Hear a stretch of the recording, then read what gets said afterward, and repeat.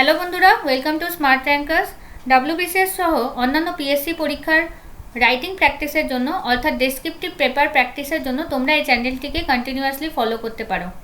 এখানে প্রতিদিন ক্লাসের সাথে পিডিএফ তোমরা পেয়ে যাবে। টেলিগ্রাম চ্যানেলে লিঙ্ক দেওয়া থাকবে ডেসক্রিপশনে, সেখান থেকে টেলিগ্রাম চ্যানেলটি জয়েন করে নাও। আর নোটিফিকেশান যেটা যদি পেতে চাও তাহলে সাবস্ক্রাইব করে নিতে হবে, বেল আইকনটি ক্লিক করতে হবে। আজকে আমরা সম্পাদকীয় একটা দেখব, তার কিছু পোর্শন দেখব। সম্পাদকীয়গুলো খুব একটা ইম্পর্টেন্ট ছিল না। যেই সম্পাদকীয়গুলো ছিল সেগুলো মাইগ্রেন্ট ওয়ার্কার্সদের দুরবস্থা বা হেলথ ইনফ্রাস্ট্রাকচার প্রবলেম, সেগুলো কিন্তু আমি আগেই ডিসকাস করেছি। তো এখানে নতুন কিছু ছিল না, শুধু অভিযোগ করা হয়েছে সরকারের পক্ষে, সেগুলোই ছিল। এবং এই পার্টিকুলার আর্টিকেল সম্পাদকীয় যেটা আমরা দেখব সেটাতে আমরা কিছু পোর্শন দেখব, সেটারও পুরোটা ইম্পর্টেন্ট নয়। শুধুমাত্র তোমাদের পরীক্ষার জন্য যেটা ইম্পর্টেন্ট আমি চেষ্টা করব সেটুকুটাই প্রোভাইড করার। আদারওয়াইজ তোমাদের ভ্যালুয়েবল টাইম নষ্ট করে কোনো দরকার নেই। এবং বিজনেস পেজ থেকে দুটো আর্টিকেল আমরা ডিসকাস করব, যেটা কিন্তু পরীক্ষায় আমাদের কাজে আসতে পারে এমনি অ্যাজ এ কারেন্ট অ্যাফেয়ার্স হিসেবে, বা ওগুলোর পয়েন্ট তোমরা ইউজ করতে পারো আমাদের দেশের জিডিপি কমে যাচ্ছে বা কি আর্থিক ব্যবস্থা খারাপ হচ্ছে সেই ব্যাপারে। ঠিক আছে, তো দেখো, প্রাণের দায় মানের দায়, এটা আমি রিলেট করিনি, তবে এটা ওভারঅল তোমরা রিলেট করতে পারো যে যারা কাজ পাচ্ছে না তাদের কি অবস্থা সেটা বিবরণ করার জন্য। কিন্তু কেন্দ্রে চাপিয়ে দেওয়া অর্থের আর্থিক স্থবিরতা দূর হওয়া আশা অন্তত নিকট ভবিষ্যতে নেই। কতদিনে উৎপাদন গতি ফিরবে, বাজারের স্বাস্থ্যোদ্ধার ঘটবে বলা কঠিন। তো এখানে বলা হয়েছে কেন্দ্রে চাপিয়ে দেওয়া আর্থিক স্থবিরতা দূর হওয়ার, কেন্দ্রে চাপিয়ে দেওয়া কেন বলা হয়েছে, যেহেতু কেন্দ্র লকডাউন এক্সটেন্ড করে যাচ্ছে, তৃতীয় লকডাউন শুরু হয়ে গেছে, তার জন্য কেন্দ্রে চাপিয়ে দেওয়া আর্থিক স্থবিরতা দূর হওয়ার আশা অন্তত নিকট ভবিষ্যতে দেখা যাচ্ছে না। কতদিনে উৎপাদনে গতি ফিরবে, বাজারের স্বাস্থ্যোদ্ধার ঘটবে, মানে বাজার আবার থেকে ইকোনমিক অ্যাক্টিভিটিসগুলো স্টার্ট হবে, সেগুলো বলা কঠিন। অথচ বিনামূল্যে পাওয়া অন্যে প্রাণরক্ষা যদি বা সম্ভব, মানুষ হিসেবে উঠে দাঁড়ানো একান্ত কঠিন, তাই নয়? যদি বিনামূল্যে আমরা অন্য কেউ পেয়েও যাচ্ছে, কিন্তু তাদের পক্ষে কিন্তু সেটা খুবই কষ্টকর হচ্ছে। সবাই খেটে যায়, কেউ লাইনে দাঁড়িয়ে খাবার নিতে কেউই চায় না, তাই নয় কি? আমরা কোনোদিন চাইবো যে আমাদের এরকম একটা কন্ডিশন হোক যে আমাদেরকে লাইনে দাঁড়িয়ে খাবার নিতে হবে? আমরা খেটে খাবো, তাও ভালো। এরকমই তাদেরও একটা রেসপেক্ট আছে, সম্মান আছে, কিন্তু সেটা কিন্তু জলে যাচ্ছে সকলেরই। নিয়ম অনুযায়ী বরাদ্দ অন্নে একটি পরিবার বড়জন 10-12 দিন চালাতে পারে। তো যত অন্ন বরাদ্দ করা হচ্ছে, যত ফুড বা যতগুলো রেশনে যা কিছু দেওয়া হচ্ছে, তার থেকে কিন্তু একটা পরিবার 10-12 দিন চলতে পারে। তারপর কি হবে? তারপর তো তাদেরকে অন্যদের কাছ থেকে ইভেন হাত পাততে হবে। সো বেটার এটাই যে এই সময় এই দুদিনে কাজ সৃষ্টি করা, মানে এমপ্লয়মেন্ট যদি জেনারেট করা যেতে পারে ছোট লেভেলে, স্মল লেভেলে, লোকাল লেভেলে, যদি কিছু এমপ্লয়মেন্ট ক্রিয়েট করতে পারা যায় তাহলে কিন্তু খুব ভালো হবে। এদিকে জীবিকার অন্য কোনো উপায় এখনও বিশেষ কিন্তু দেখা যাচ্ছে না, অর্থাৎ 10-12 দিনের খাবার পুরো মাস চালাতে হবে। দ্বিতীয়ত, এ রাজ্যে বহুদিন ধরে কিন্তু কাজের ঘাটতি, এমনিতেই আমাদের রাজ্যে কিন্তু অনেক দিন ধরেই কাজের ঘাটতি দেখা যাচ্ছিল, এবং রিক্রুটমেন্ট যে হচ্ছে না সেটা তো তোমরা ভালো করেই জানো। লক্ষ লক্ষ মানুষ আজকের পরিস্থিতিতে নানা রাজ্যে কিন্তু আটকে রয়েছেন। ঠিক আছে, আজকের যে পরিস্থিতি তাতে নানা রাজ্যে আটকে রয়েছেন। লকডাউন উঠে যাওয়ার পরেও অর্থব্যবস্থা চাকা ঘুরতে সময় লাগবে, তাই এ রাজ্যের মজুর সঙ্গে সঙ্গে অন্য রাজ্যে কাজ পাবেন এমনও কিন্তু ভরসা কম। তাহলে এই রাজ্যেই কিন্তু তাদের ব্যবস্থা করে দিতে হবে কাজের। যেমন উত্তরপ্রদেশ সরকার করছে, রিসেন্টলি তারা লেবার লসকে শিথিল করেছে, মানে যেটা শ্রমিকদের আইন সেটাকে শিথিল করেছে, যাতে সেখানে অনেকগুলো ইন্ডাস্ট্রি স্থাপন হতে পারে এবং তাদের যে শ্রমিকরা ফিরে এসেছে তাদের কাজ জোটানো যায়। খাদ্যের সংস্থান নিশ্চয়ই গুরুত্বপূর্ণ, তাই না? খাদ্যের সংস্থান তো নিশ্চয়ই করতেই হবে, কারণ এর জীবন বাঁচার জন্য একটা এসেন্সিয়াল আমাদের খাদ্য। তার সঙ্গে এটাও কিন্তু বোঝানো দরকার যতটা প্রয়োজন তার 1/3 মতো কিন্তু দেওয়া হচ্ছে, এবং সেটা কেবল খাদ্যান্ন, পুষ্টির অন্যান্য উপাদানের যোগান অনিশ্চয়। এবং শুধুমাত্র খাদ্যান্ন দেওয়া হচ্ছে, আমরা জানি শুধুমাত্র চাল, গম এগুলো দিয়ে কিন্তু আমাদের খাদ্য পুরো সম্পন্ন হয় না। আমাদের পুষ্টির জন্য অন্য কিছু প্রোটিনস এবং সব কিছু কিন্তু একটা মাত্রায় প্রয়োজন হয়, কিন্তু সব কিছু কিন্তু প্রোভাইড করা হচ্ছে না। যে আলাদা উপাদানগুলো দরকার, যেরকম ভেজিটেবলস, ফিশ, আরও যা কিছু দরকার, সেগুলো কিন্তু সবাই অ্যাভেল করতে পারছে না। শুধুমাত্র ফুড ক্রপ চাল, আলু, গম এগুলো হয়ে তাদের জীবন কাটাতে হচ্ছে। তো সেগুলো খুবই মানে ওভারঅল ওভারঅল নিউট্রিশন কিন্তু সবারই খারাপ হচ্ছে, আর শিশুদের ক্ষেত্রে এটা সব থেকে খারাপ এফেক্ট পড়বে, কারণ শিশুরাই কিন্তু আমাদের দেশের কিন্তু ভবিষ্যৎ। তো তাদের যদি এখন স্বাস্থ্য ভালো না থাকে, পরবর্তীকালে তারা কিন্তু প্রোডাকশানে, আমাদের দেশের গ্রোথে কিন্তু অংশগ্রহণ করতে পারবে না। আচ্ছা, রাজ্যের কোষাগার যেটা রেভিনিউ সেটাও আসছে না, বিভিন্ন সব কাজ বন্ধ আছে, যেই ভেহিক্যাল ডিপার্টমেন্ট থেকে হোক বা যেই ডিউটিসগুলো হোক, জিএসটি থেকে হোক, সে কোথাও থেকে রেভিনিউ আসছে না। তো রাজ্যের কোষাগারে ঘাটতি বিরাট, কিন্তু তা সত্ত্বেও এই সংকটে মানুষের মর্যাদা রক্ষা করার জন্য দরকার কর্মসংস্থানের সাহসী সিদ্ধান্ত নেওয়া। কিন্তু এত ঘাটতি সত্ত্বেও লেখক বলেছেন, কিন্তু তা সত্ত্বেও এই সংকটের সময় মানুষের মর্যাদা রক্ষা করার, এই পয়েন্টটা খুব ইম্পর্টেন্ট, মানুষের মর্যাদা রক্ষা করা দরকার। শুধুমাত্র খয়রাতে কেউ নিতে চায় না, খয়রাতে জিনিসপত্র, তারা কাজ চায়, কাজের বদলে খেতে চায়। তো সেটাই হচ্ছে মানুষের মর্যাদা রক্ষা। তো মানুষের মর্যাদা রক্ষার জন্য দরকার কর্মসংস্থানের সাহসী সিদ্ধান্ত নেওয়া। জানি খাদ্যের ন্যূনতম ব্যবস্থাটুকুর জন্যই কোষাগার থেকে বহু টাকা বেরিয়ে যাবে, তাই না? এই যে খাদ্যের ন্যূনতম ব্যবস্থা, তার জন্য কিন্তু কোষাগার থেকে বহু টাকা বেরিয়ে যাবে। তার উপর যদি এমপ্লয়মেন্ট দিতে হয় তাহলে অনেক চাপ পড়বে, কিন্তু তবুও সেটা করতে বলা হয়েছে থ্রু দিস আর্টিকেল, লেখক বলতে চেয়েছেন। তার উপর কর্মনিয়োজনের জন্য টাকা কোথা থেকে আসবে সে প্রশ্ন কিন্তু থাকবেই, তাই না? কিন্তু তার উত্তর না খুঁজলেই নয়। অন্যান্য রাজ্য সরকার দলগুলোর সঙ্গে সহযোগিতার ভিত্তিতে কেন্দ্রের উপর অর্থের জন্য চাপ সৃষ্টি একটা গুরুত্বপূর্ণ পথ। তো এক্ষেত্রে রাজ্যগুলোকে যে রাস্তা বেছে নিতে হবে সেটা হচ্ছে কেন্দ্রের অন্যান্য রাজ্য সরকার ও দলগুলোর সাহায্য নিয়ে কেন্দ্রের উপর যথারীতি চাপ সৃষ্টি করা, যাতে আরও বেশি করে তাদের জন্য অর্থ বরাদ্দ করা হয়। কারণ রাজ্যগুলির ইনকামের সোর্স একদমই বন্ধ হয়ে গেছে, তার জন্য কেন্দ্রকে কিন্তু রাজ্যকে সাহায্য করতেই হবে, এটা এখানে বলা হয়েছে। পাশাপাশি মানুষের সঙ্গে ব্যাপক আলোচনার ভিত্তিতে বিভিন্ন পথের সন্ধান করা যেতে পারে। মোদ্দা কথা, রাজ্যের মানুষকে অবিলম্বে কাজ দিতে হবে, এটাই একটা মানে কথার কথা। মানে যদি ওয়ান লাইনে বলতে হয়, এক কথায় বলতে হয়, মানুষকে অবিলম্বে কাজ দিতে হবে। পুরো আর্টিকেলটার মানেটাই এটাই। পাটিগণিতের দিকে সরকার চিরকাল একটু বেশি ঝুঁকে থাকে, সেটা তুলনায় সহজ বলে, কিন্তু এই দুর্বিপাকে কঠিন অঙ্কগুলো না কষে উপায় নেই। তো কঠিন কাজগুলো কাকে বলা হয়েছে? কঠিন অঙ্কগুলো এই যে কাজ সৃষ্টি করা। কারণ এই যে কিছু খাবার, কিছু ফুড মানে রেশনের মারফত কিছু খাদ্য দিয়ে দিলাম, গরিবদের কিছু অর্থ দিয়ে দিলাম, যেমন ওই বৃদ্ধ ভাতা, সেটা দিয়ে কিন্তু একটা মানুষের মর্যাদা সম্পন্ন জীবন চালানো সম্ভব না, এবং পুষ্টিটাও এনশিওর করা সম্ভব না। তার জন্য কিন্তু কাজ দিতে হবে যাতে তারা নিজেদের প্রয়োজন মতো জিনিস বাড়িতে তুলতে পারে, তাই নয়? সরকারি হিসেবে গত অর্থবর্ষে রাজ্যে 100 দিনের কাজ পেয়েছিলেন প্রায় 80 লক্ষ মানুষ। বছরে গড়ে 34 দিনের কিছু বেশি ধরে মোট কর্মদিবস সৃষ্টি হয়েছিল। প্রায় 27 কোটি কর্মদিবস সৃষ্টি করা গেছিল, তাই না? এটা এখনই বোঝার দরকার নেই তোমাদের, এটা এমনি জাস্ট ফ্যাকচুয়াল মনে রাখো। পরে তোমরা যখন এনআরই জিএ পড়বে, এমজি এনআরই জিএ, তখন তোমরা এগুলো বুঝবে। এবছর সংখ্যাটা অন্তত 3 গুণ বাড়ানো দরকার। তো বলছে তোমরা এক লাইনে এটা বলতে পারো যে যত কর্মদিবস সৃষ্টি করতে পারা গিয়েছিল বিগত অর্থবর্ষে, তার থেকে এবছর অন্তত 3 গুণ কিন্তু বাড়ানো দরকার কর্মদিবস, যাতে সবাইকে কাজ দেওয়া সম্ভব হয়।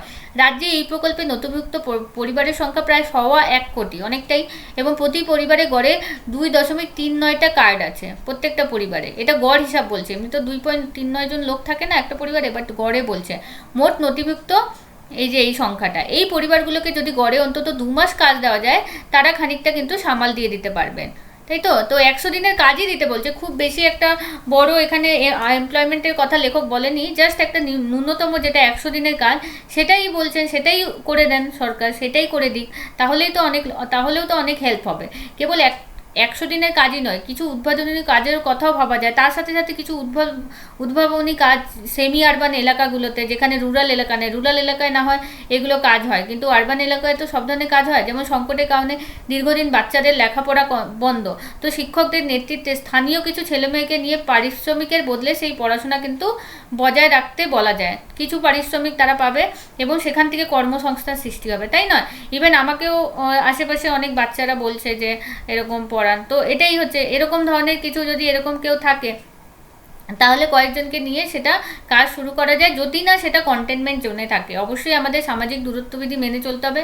যদি সেই জোনটা সেরকম কন্টেনমেন্ট জোন থাকে, তাহলে অনেকটাই এই অ্যাক্টিভিটিসগুলো তো করাই যাবে না, এবং যেগুলো গ্রিন জোনে আছে সেখানে যদিও শুরু করা যায়, তাহলে তবুও খুবই এটা সামাজিক দূরত্ববিধি মেনে এগুলো শুরু করতে হবে। আচ্ছা, জনস্বাস্থ্যের বহু বকেয়া কাজ শেষ করতে স্থানীয় শিক্ষিত যুবাদের সাহায্য নেওয়া যায়, তাই না?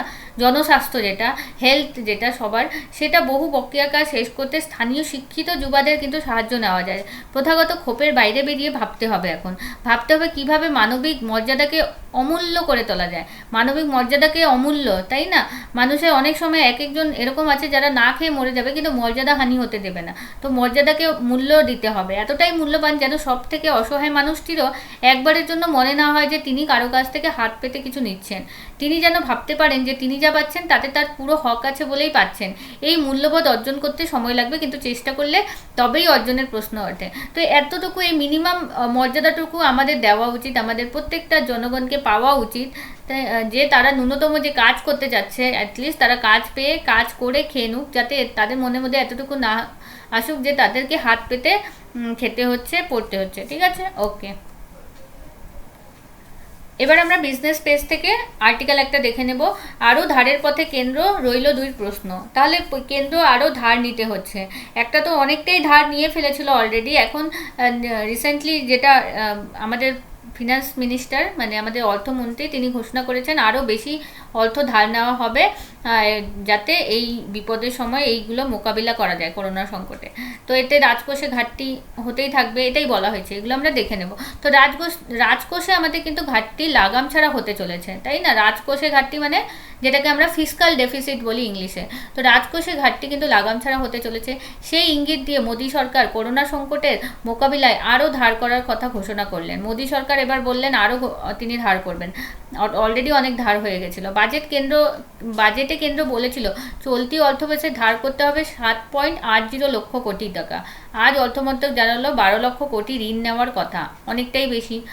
রিজার্ভ ব্যাংকের সঙ্গে আলোচনা করে যে সিদ্ধান্ত হয়েছে, এবার এই সিদ্ধান্ত নেওয়া হয়েছে রিজার্ভ ব্যাংকের সাথে আলোচনা করে। এটা রাজকোষে ঘাটতি যেটা ফিসকাল ডেফিসিট, রাজকোষ ঘাটতি 3.5% লক্ষ্যমাত্রার তুলনায় অনেকটাই বাড়বে বলে ধারণা অর্থনীতিবিদদের। কেন্দ্র জানিয়েছে অর্থবর্ষের প্রথমার্ধের বাকি সময় 6 লক্ষ কোটি টাকা ধার নেওয়া হবে। তো দেখো 3.5% যেটা রাজকোষের ঘাটতি লক্ষ্যমাত্রা ছিল তার থেকে অনেক বেশি কিন্তু বেড়ে যাবে এই যে রাজকোষ ঘাটতি, এটা কিন্তু ইম্পর্টেন্ট পয়েন্ট। তারপরে উঠছে 2টি প্রশ্ন। তারপরে কি 2টো প্রশ্নে উঠছে? এক, বাড়তি 4.2 লক্ষ কোটি টাকা ধার করে কি অর্থনীতিকে চাঙ্গা করতে ত্রাণের সংস্থান করতে পারবে কেন্দ্র? এই যে অতিরিক্ত যে 4.2 লক্ষ কোটি টাকা ধার নেওয়া হবে, ঠিক আছে, সেটা কি সাফিসিয়েন্ট হবে ত্রাণের সংস্থান করতে, নাকি লকডাউনে কমে যাওয়া রাজস্ব করোনা বোঝার বাড়তি খরচ সামলেতেই তা ফুরিয়ে যাবে, নাকি এই যে লকডাউনে যে রাজস্ব কমে গেছে কারণ বিভিন্ন অ্যাক্টিভিটিসগুলো বন্ধ আছে, ফলে জিএসটি থেকে যে সরকারের আদায় হয়, বিভিন্ন সোর্সেস থেকে যে আদায় হয়, কর পায়, সেগুলো কিন্তু বন্ধ হয়ে আছে এবং করোনার ফলে আরও বেশি খরচও হয়ে যাচ্ছে। এদিকে রেভিনিউ আসছে না, এদিকে এক্সপেন্ডিচারও বেশি হয়ে যাচ্ছে। তার ফলে সেটাকেই কি খালি পূরণ করার জন্য এটা খরচ হবে, নাকি অর্থনীতিকে চাঙ্গা করতে ত্রাণ এটা দিয়ে সৃষ্টি করতে পারবে? এটাই হচ্ছে বিরাট প্রশ্ন। 2, বাড়তি ঋণ জোগাতে রিজার্ভ ব্যাংক কি টাকা ছাপাবে? এবার কি রিজার্ভ ব্যাংক কি বাড়তি যেটা ঋণ আছে তাকে জোগাতে কি রিজার্ভ ব্যাংক টাকা ছাপাবে? টাকা ছাপালে জানি আমরা মূল্যবৃদ্ধি কিন্তু হয়ে যায়। তারা যদি টাকা ছাপিয়ে কেন্দ্রের বন্ড না কেনে তাহলে তার কিন্তু সুদ বাড়বে। সেক্ষেত্রে রাজ্য ও সংস্থাগুলিতেও বেশি সুদে ধার নিতে হবে। শীর্ষ ব্যাংকের গভর্নর শক্তিকান্ত দাস নোট ছাপানোর সম্ভাবনা উড়িয়ে দেননি। তিনি কিন্তু একটা সম্ভাবনা রেখেছেন যে নোট ছাপা হতে পারে, যাতে তারা যদি নোট ছাপিয়ে কেন্দ্রের বন্ড না করে তিনি বলেছেন তাহলে কিন্তু তাদেরকে সুদ বাড়াতে হবে। সেক্ষেত্রে কিন্তু রাজ্য ও সংস্থাগুলোকে আরও বেশি সুদের হারে ঋণ নিতে হবে, সেটা আরও বেশি ক্ষতিকর হবে এবং ঋণ নেওয়াও যাবে না খুব বেশি। কিন্তু বাড়তি ধারে সবটা অর্থনীতিকে চাঙ্গা করতে খরচ করা মুশকিল হবে বলে মত অর্থনীতিবিদদের। ঠিক আছে, কারণ রাজস্ব ক্ষতি সামলাতে অনেকটা যাবে। আজ ব্লগে টাকা ছাপানো রাজকোষ ঘাটতি নিয়ে মেপে পা ফেলার পরামর্শ দিয়েছেন প্রাক্তন গভর্নর রঘুরাম রাজন। তো প্রাক্তন গভর্নর যিনি ছিলেন আরবিআই গভর্নর রঘুরাম রাজন, তিনি আজকে একটা ব্লগে লিখেছেন যে টাকা ছাপানো ও রাজকোষ ঘাটতি নিয়ে মেপে পা ফেলার পরামর্শ দিয়েছেন, যাতে খুব বেশি টাকাও ছাপানো না হয় এবং রাজকোষ ঘাটতিটাও যাতে নিয়ন্ত্রণে থাকে সেটা তিনি বলেছেন। আর এখানে যেটা আমরা পড়লাম, বাড়তি ধারে সবটা অর্থনীতিকে চাঙ্গা করতে খরচ করা কিন্তু মুশকিল হবে, তাই না? এটা অর্থনীতির কারণ রাজস্ব ক্ষতি সামলাতে কিন্তু অনেকটাই যাবে, যেটা এখানে পড়লাম সেটাই এখানে বলা হয়েছে। আচ্ছা, আশঙ্কার ছবি।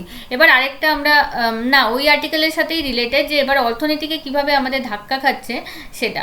তো মুডিজ বিভিন্ন রেটিং এজেন্সি কি করে, বিভিন্ন রকম কী দেয়, ফিউচারে কীরকম গ্রোথ হচ্ছে সেগুলোর একটা রিপোর্ট পেশ করে।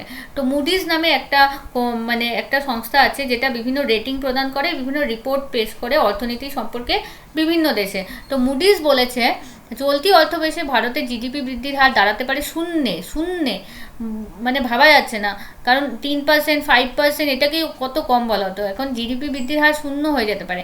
রাজকোষ ঘাটতি যেটা বললো 3.5% থেকে বেড়ে 5.5% হতে পারে, যেটা অনেক বেশি, মানে আমরা ধারণা করতে পারবো না অত বেশি। সরকারি ধারের অনুপাত আগামী ক বছরে বেড়ে হতে পারে জিডিপির 81%, মানে আমাদের যত জিডিপি আমরা খরচ করি তার 81% কিন্তু ধারই হয়ে যাবে, ধারের অনুপাত হয়ে যাবে জিডিপির 81%, কারণ বৃদ্ধির হার কমছে, আয়ও নেই, ইনকাম নেই, রেভিনিউ নেই, অথচ করোনা বুঝতে ত্রাণ দিতে বাধ্য হচ্ছে তারা, অথচ করোনার পিছনে ইনফ্রাস্ট্রাকচার অ্যান্ড আদার্স জিনিসগুলোতে কিন্তু ত্রাণ দিতে অনেক বেশি এক্সপেন্ডিচার হয়ে যাচ্ছে সরকারের। নোমুরা ও গোল্ডম্যান স্যাক্সের ইঙ্গিত, এটাও একটা মানে সংস্থা যেটা রিপোর্ট প্রকাশ করে, নোমুরা অ্যান্ড গোল্ডম্যান স্যাক্স। বলছে করোনার জেরে, এই সংস্থাটি বলছে করোনার জেরে জিডিপি সংকুচিত হতে পারে ভারতের 0.4% হারে। দ্বিতীয় ত্রৈমাসিকে সংকোচের হার দাঁড়াতে পারে 20% সংকোচন হয়ে যেতে পারে দ্বিতীয় ত্রৈমাসিক। আমাদের দেশে কি হয়, পুরো বছরে 4টা ত্রৈমাসিক হয়, 3-3-6, 3-9, 3-12, তার মধ্যে দ্বিতীয় ত্রৈমাসিক মানে বোঝাচ্ছে মার্চ মাসের পর থেকে, এপ্রিল, মে, জুন, এই 3 মাস থেকে বলা হচ্ছে দ্বিতীয় ত্রৈমাসিক। সিআইআই এর দাবি, এবার সিআইআই কি বলেছে, কনফেডারেশন অফ ইন্ডিয়ান ইন্ডাস্ট্রি মনে হয় এরকম কিছু একটা, গরিব মানুষ, ছোটো মাঝারি শিল্পের এখনই সাহায্য চাই।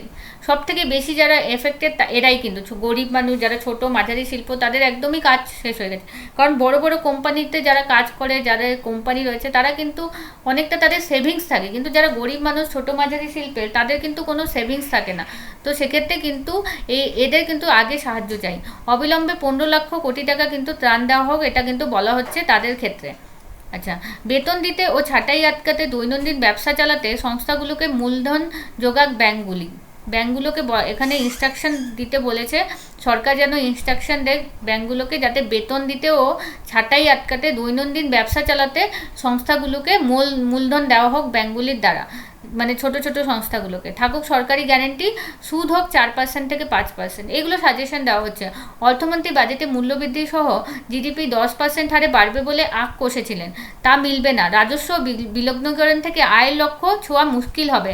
মূল্যায়ন সংস্থা ইকরার মুখ্য অর্থনীতিবিদ অদিতি নায়ারের মতে লকডাউনে রাজস্ব আয় কিন্তু ক্ষতি হয়েছে। বাড়তি ধার ছাড়া উপায় নেই, অর্থমন্ত্রকের কর্তার দাবি, এতে খরচ ছাড়তে হবে না। কেয়ার ট্রেডিংসের মুখ্য অর্থনীতিবিদ মদন সবনভিসের মতে ঘাটতি 5.5% হতে পারে। এগুলো দরকার নেই, জাস্ট একটা আউটলুক তোমরা নিয়ে নাও, এত কিছু তোমাদের মনে রাখার দরকার নেই, জাস্ট মুডিস কি পূর্বাভাস দিয়েছে আমাদের এত দাঁড়াতে পারে, 1-2টা পয়েন্ট তোমরা চাইলে নোট করে রাখতে পারো, আদারওয়াইজ দরকার নেই, মূল কথাটা বুঝলেই হবে। এবার আমরা রিলায়েন্স জিওর একটা পড়বো আর্টিকেল, যেহেতু জিওটা খুব নিউজে আছে এবং এটা একটার পর একটা ডিল করে যাচ্ছে, তো সেক্ষেত্রে পরীক্ষা আসার সম্ভাবনা বেশি। 3 সপ্তাহে মুকেশের হাতে 60,000 কোটি টাকা। ফেসবুক, সিলভার লেকের পরে এবার ভিস্তা। তো 3টে কোম্পানি, একবার ফেসবুক যেটা কিছু অংশ রিলায়েন্সের জিওর কিনে নিল, তারপরে সিলভার লেক নামে কোম্পানি, এরপরে একটা নতুন কোম্পানি অ্যাকোয়ার করলো যার নাম হচ্ছে ভিস্তা কোম্পানি। 3 সপ্তাহের কম সময় জিও প্ল্যাটফর্মের মোট 13.46% শেয়ার বেচে মুকেশ আম্বানি রিলায়েন্স ইন্ডাস্ট্রি, যেটাকে RIL বলছি, ঘরে তুললো 60,000 কোটি টাকারও বেশি। তো এত পার্সেন্ট শেয়ার বেচে মুকেশ আম্বানি 60,000 কোটি টাকারও কিন্তু বেশি কিন্তু তার ঘরে তুলে নিল। আর 11,367 কোটি টাকা ঢেলে জিও প্ল্যাটফর্মে আপাতত তৃতীয় বৃহত্তম অংশীদার হলো মার্কিন প্রযুক্তি তথা প্রাইভেট ইকুইটি সংস্থা ভিস্তা। তাহলে এত কোটি টাকা তারা ঢাললো এবং তারপরে তৃতীয় বৃহত্তম অংশীদার বা স্টেক হোল্ডার হলো একটা মার্কিন প্রযুক্তি সংস্থা যার নাম হচ্ছে প্রাইভেট সংস্থা যার নাম হচ্ছে ভিস্তা। দুনিয়া যখন ঘরবন্দি, তাহলে 3টা কোম্পানির নাম মনে রাখবে, ফেসবুক, তারপরে সিলভার লেক, তারপরে ভিস্তা। দুনিয়া যখন ঘরবন্দি লকডাউনে ঋণের বোঝা কমাতে ছুটছেন কিন্তু মুকেশ, যার অঙ্ক প্রায় 1.61 লক্ষ কোটি টাকা। তো এত লক্ষ কোটির টাকা ঋণ আছে মুকেশের উপর, তার জন্য তিনি কিন্তু শেয়ারগুলো বেচতেছেন, যাতে এই সময়ের মধ্যে এত টাকা তারা ঘরে তুলতে পারেন এবং তাদের ঋণটা একটু কমানো যায়। জিওর মোট 20% অংশীদারি বিক্রির বার্তা দিয়েছেন আগে, তিনি আগেই বার্তা দিয়েছিলেন তিনি 20% স্টেক নিজের শেয়ার তিনি বিক্রি করে দেবেন। সংশ্লিষ্ট মহলের ইঙ্গিত, করোনার ধাক্কায় তেলের ব্যবসা চোট খাওয়ায় আরও মরিয়া তিনি। তেলের ব্যবসা তার কি হচ্ছে, ধাক্কা খাচ্ছে এই সময়, কারণ জানো তেলের বাজার খুবই খারাপ, কোনো গাড়ি ঘোড়া কিছুই চলছে না, তার ফলে কিন্তু তেলের ডিমান্ডটা অনেক কমে গেছে। বিশেষত বিশ্ববাজারে তেলের চাহিদা ও দরে ধসের ফলে সৌদি আরামকোকে রিলায়েন্সের তেল ব্যবসার অংশীদারি বিক্রির প্রক্রিয়াতেও যেহেতু প্রশ্নচিহ্ন চলছে, যেহেতু বিশ্ববাজারে তেলের চাহিদা ও দর খুবই কমে গেছে, ফলে সৌদি আরামকোকে যে রিলায়েন্সের তেল ব্যবসার অংশীদারি বিক্রি করার যে প্রক্রিয়া চলছিল সেটাও কিন্তু এখনও প্রশ্নের মুখে। অর্থ জোগাড়ে রাইস ইস্যুর পথেও হাঁটছে তারা, ইভেন রাইসও ইস্যু করতে পারে তারা, অধিকারটা দিয়ে দিতে পারে এক ঝলকে। এবার কিছু আমরা তথ্য দেখে নেব। জিও প্ল্যাটফর্মের 2.32% হাতে নিচ্ছেন মার্কেট প্রাইভেট ইকুইটি সংস্থা ভিস্তা ইকুইটি পার্টনার্স, ঢালবে এত কোটি টাকা। 22 এপ্রিল এত কোটি টাকায় 9.9% কিনেছে ফেসবুক, তাহলে এটা ইম্পর্টেন্ট, ফেসবুক কত পার্সেন্ট কিনেছে, 9.9% এত কোটি টাকায়। গত সোমবার 5,655 কোটি টাকা ঢেলে এত পার্সেন্ট 1.15% অংশীদারি কিনেছে মার্কিন প্রযুক্তি সংস্থা সিলভার লেক। এ নিয়ে 3টি মার্কিন সংস্থা জিও প্ল্যাটফর্মে মোট 60,596 কোটি টাকা লগ্নির কথা জানালো এবং হাতে এলো 13.46% স্টেক। মার্চ পর্যন্ত জিওর মূল সংস্থা রিলায়েন্স ইন্ডাস্ট্রিজ এত লক্ষ কোটি টাকা। এগুলো পড়ার দরকার নেই। অন্য টেলিকম সংস্থাগুলির মতো প্রথাগত পরিষেবার বৃত্তে যে জিওকে আটকে রাখবেন না তা বরাবরই স্পষ্ট করেছেন মুকেশ। সংশ্লিষ্ট মহলের মতে জিও প্ল্যাটফর্মে অংশীদারি বিক্রির পদক্ষেপও রয়েছে সেই ইঙ্গিত, সেখানে টেলি ও ডিজিটাল প্রযুক্তিতে খুচরো ব্যবসার বাজার ধরতে সঙ্গী হয়েছেন ফেসবুকের। এগুলো সবই আমরা জানি। উন্নত দুনিয়ায় ডিজিটাল প্রযুক্তিতে পাশে পেতে জিওতে ঠাঁই দিয়েছে সিলভার লেককে, আর এবার ভারতে ডিজিটাল পরিষেবা বাড়াতে জোট বাঁধলেন ভিস্তার সঙ্গে। মোট কথা তোমাদের যেটা মনে রাখতে হবে, 3টা কোম্পানি, সব থেকে বেশি যেটা ফেসবুকের শেয়ার সেগুলো 9.9%, 43,000 সামথিং কোটি, আর 3টা কোম্পানির নাম, এটাই তোমাদের এই আর্টিকেল থেকে মনে রাখতে হবে। ঠিক আছে, তো আজকে পর্যন্ত এই পর্যন্তই ছিল। তোমরা চ্যানেলটিকে সাবস্ক্রাইব করে নিতে পারো যাতে নোটিফিকেশান পেতে পারো। টেলিগ্রাম চ্যানেলের লিঙ্ক কিন্তু ডেসক্রিপশানে দেওয়া আছে। Thank you, all the best.